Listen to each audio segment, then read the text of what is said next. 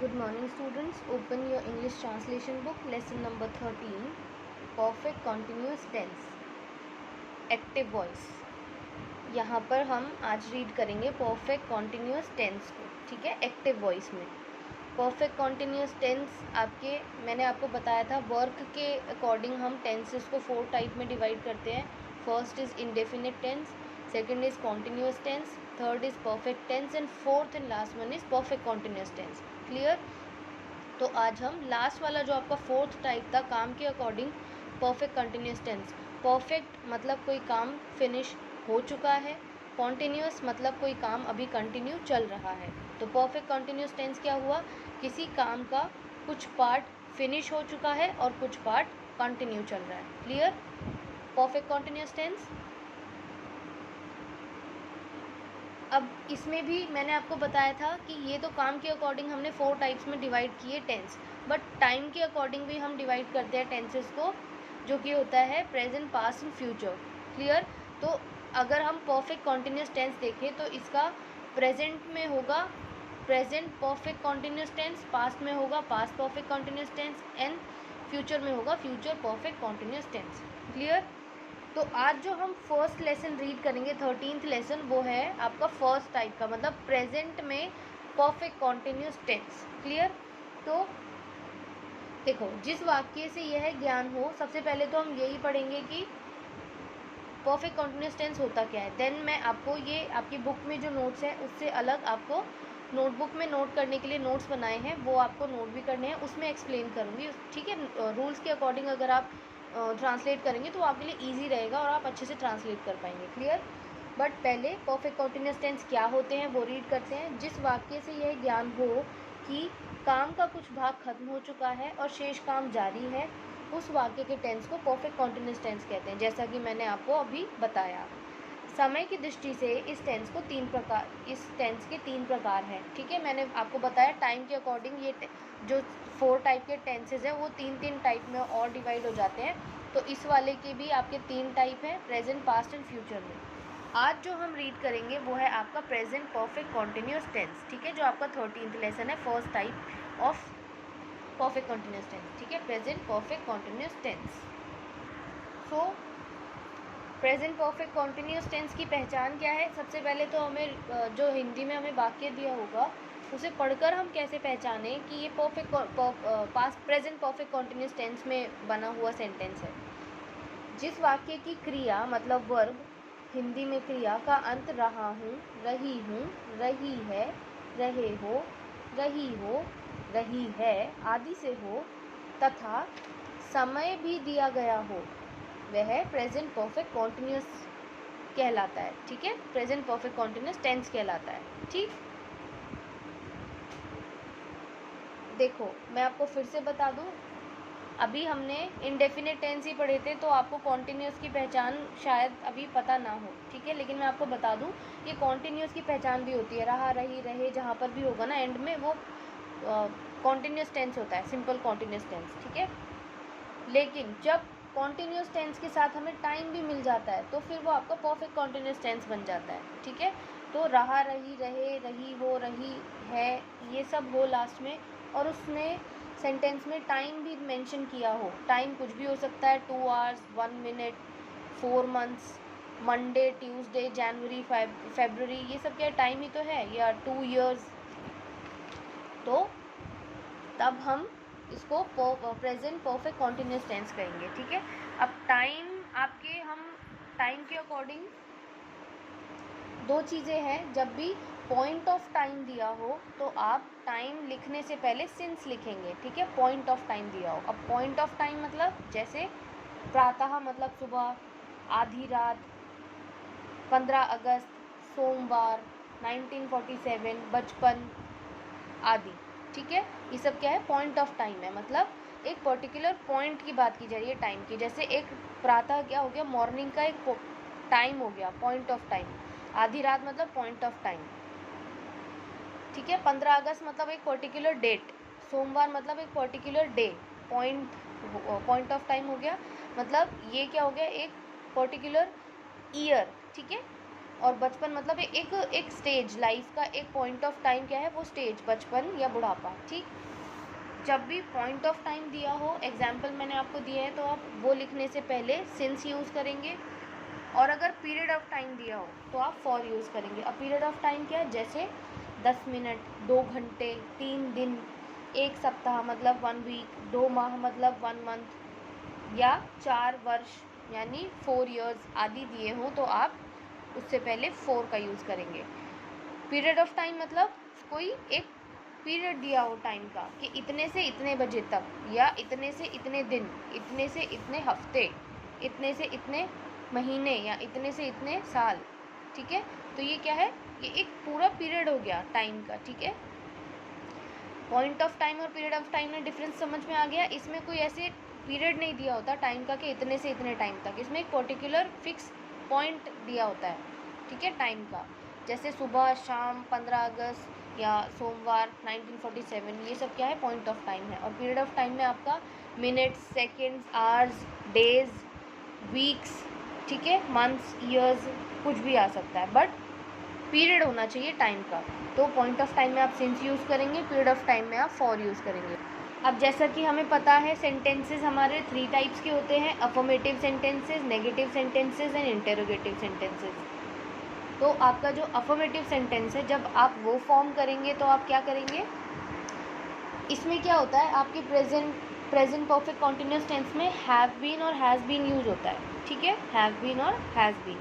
जैसे हमने इंडेफिनिट में पढ़ा था ना, कहीं पर डू यूज़ हो रहा था, डू और डज यूज़ हो रहा था, कहीं पर डिड यूज़ हो रहा था, ऐसे ही प्रेजेंट परफेक्ट कॉन्टिन्यूस में हैज़ बीन और हैव बीन यूज़ होता है। ठीक, तो अगर अफर्मेटिव सेंटेंस है तो आप कैसे फॉर्म करेंगे, सबसे पहले सब्जेक्ट लिखेंगे, then has or have according to the subject use करेंगे। वो मैं आपको अभी आगे बताऊंगी कि हैज़ किसके साथ यूज़ होगा और हैव किसके साथ। ठीक है, सब्जेक्ट के बाद has or have according to the subject, उसके बाद बीन, देन वर्ब की फर्स्ट फॉर्म के साथ आईएनजी ऐड करना है आपको। जैसे अगर वर्ब की फर्स्ट फॉर्म है गो, वर्ब हो गई गो, उसकी फर्स्ट फॉर्म हो गई गो, तो उसके साथ आप आईएनजी ऐड करेंगे, गोइंग।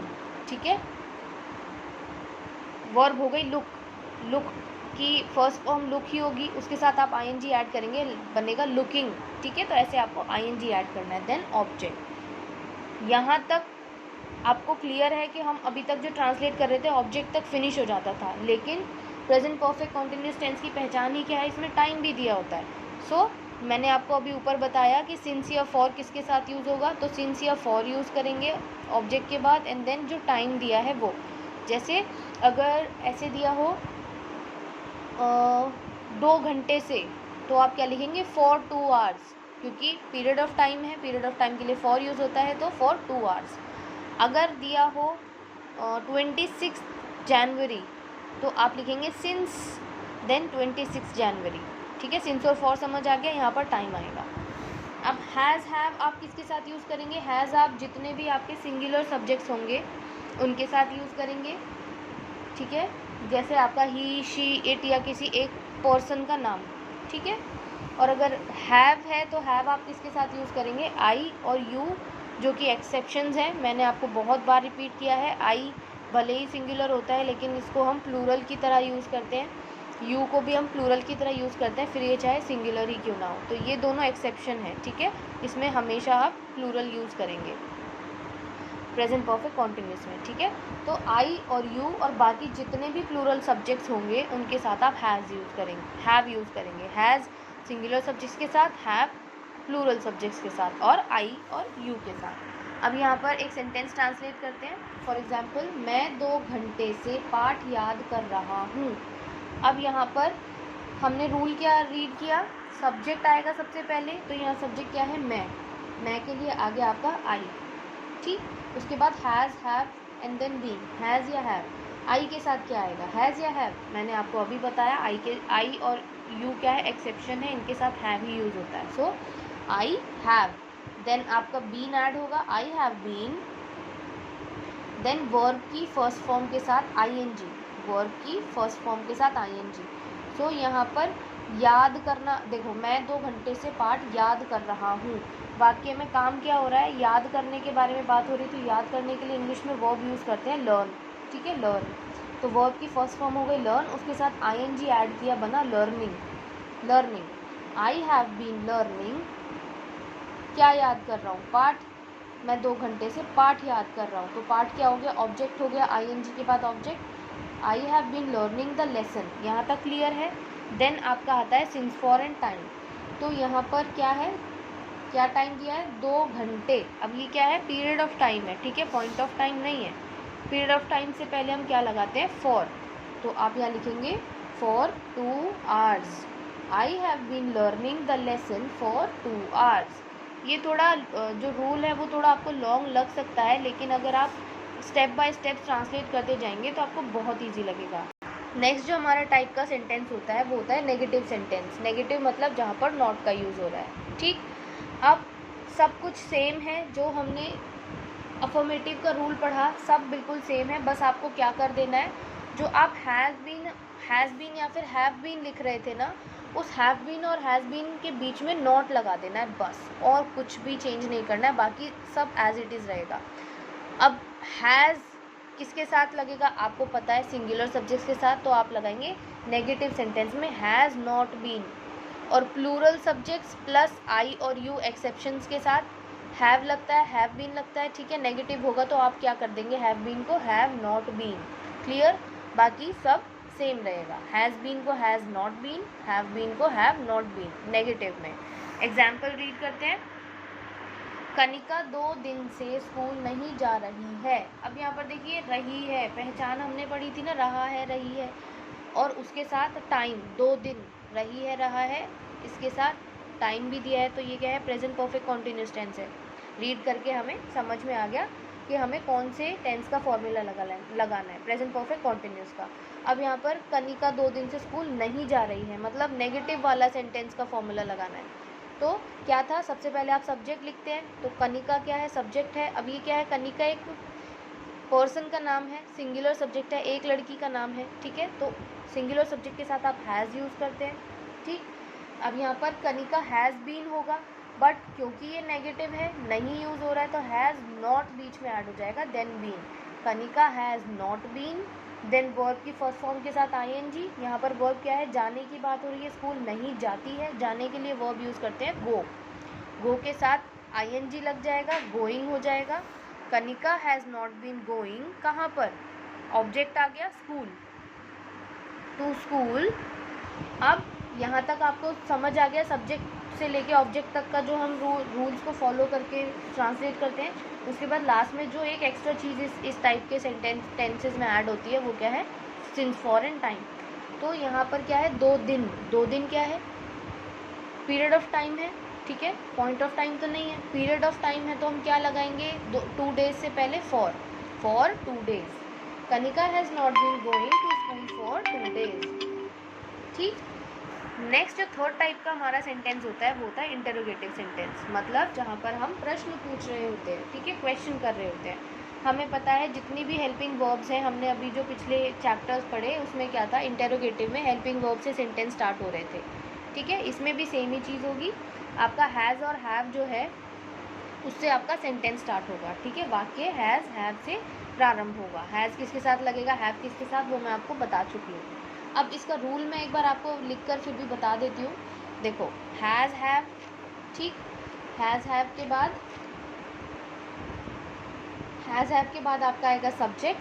बस क्या है, जो आप सब्जेक्ट के बाद हैज़ बीन या हैव बीन कर रहे थे उसका हैज़ या हैव पहले आ जाएगा, बाकी जो बीन एंड आगे का सारा रूल है वो सेम रहेगा। तो has have, then subject, then been, then verb की फर्स्ट फॉर्म के साथ ING and then object, then since for and then time. Example के थ्रू आपको और अच्छे से एक्सप्लेन कर सकूँगी और आपको समझ भी आएगा। देखो यहाँ पर क्या है, सेंटेंस रीड कीजिए। क्या आप प्रातः से मेरी प्रतीक्षा कर रहे हैं। अब यहाँ पर क्वेश्चन, ये हमें पढ़ के ही समझ आ रहा है कि यहाँ पर प्रश्न पूछा जा रहा है कि क्या आप प्रातः से मतलब सुबह से मेरी प्रतीक्षा मतलब वेट कर रहे हैं, ठीक। तो यहाँ पर इंटरोगेटिव सेंटेंस है, इंटरोगेटिव सेंटेंस में हैज़ हैव से सेंटेंस स्टार्ट होगा। तो यहाँ पर सब्जेक्ट क्या है, हमें डिसाइड कैसे करेंगे कि हैज़ यूज़ होगा या हैव। सब्जेक्ट से आपके लिए हम यूज़ करते हैं यू सब्जेक्ट, ठीक है। यू एक्सेप्शंस वाले मैंने आपको बताया था, आई और यू एक्सेप्शन है जिसके साथ हैव यूज़ होता है, तो यू के साथ हैव यूज़ होगा, क्योंकि इंटेरोगेटिव है तो हैव से सेंटेंस स्टार्ट होगा। हैव यू बीन, ठीक है, सब्जेक्ट के बाद been, have you been, then verb की फर्स्ट फॉर्म के साथ आईएनजी, प्रतीक्षा करने के लिए वेट वर्ब यूज़ करते हैं, वेट करना, वेट के साथ लगा ING, waiting, have you been waiting. यहाँ तक समझ आ गया? किसके लिए? मेरी, फॉर मी, ठीक है, मेरी प्रतीक्षा कर रहे हैं, ऑब्जेक्ट यहाँ मी हो गया, तो for me, have you been waiting for me. अब यहाँ पर पॉइंट ऑफ टाइम है या पीरियड ऑफ टाइम है, पहले ये देखना होगा। तो प्रातः क्या है? पॉइंट ऑफ टाइम है। पॉइंट ऑफ टाइम के लिए हम क्या लगाते हैं? सिंस। तो आएगा आपका सिंस, देन प्रातः मतलब morning, have you been waiting for me since morning, then question mark. Clear? अब यहाँ पर एक छोटी सी बात जो नोट करने वाली है, वो क्या, कभी कभी हम क्वेश्चन करते समय नहीं का भी प्रयोग कर रहे होते हैं। जैसे, क्या आप प्रातः से मेरी प्रतीक्षा नहीं कर रहे हैं, ऐसे भी तो ये क्वेश्चन पूछा जा सकता है। तो अगर आपका इस तरीके का कोई क्वेश्चन पूछा जाए जहाँ पर आपको नहीं का यूज़ किया गया है, तो वहाँ पर आप क्या करेंगे, जैसे हर बार हम करते हैं, सब्जेक्ट के बाद नॉट लगाएंगे, ठीक है। तो अगर यहाँ पर नहीं का प्रयोग हुआ होता तो कैसे ट्रांसलेट होता है? Have you not been waiting for me since morning. Clear?